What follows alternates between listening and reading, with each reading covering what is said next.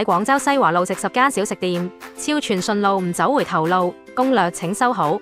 第一間三和美食，餐牌以粉類為主，3個半嘅鹹煎餅，乾炒牛河，鑊氣十足。第二間成城煎餃，雙重口感，冰花煎餃，底部係煎到焦香。第三間胡天甜品，5個半嘅花生芝麻糊，仲有純手工製作，無添加嘅千層糕。第四間食得好，主食小食超多選擇，呢個必點燒足料嘅雜錦米線，佢嘅湯底比較濃郁。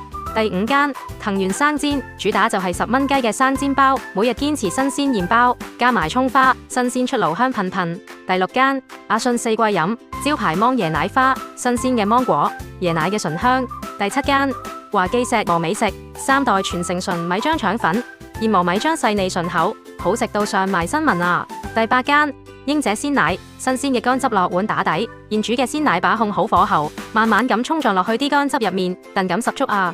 第九間幾時都排隊嘅高林多，點咗個吞拿魚三文治，每一口都係脆車車嘅口感。最後一間開咗40幾年嘅珍珍小食店，招牌姐姐牛腩豬腸珍珠粉，上盤姐味十足，牛腩大塊又不失嚼勁，豬腸處理乾淨冇異味，濃郁嘅醬汁已經滲晒入去粉入面。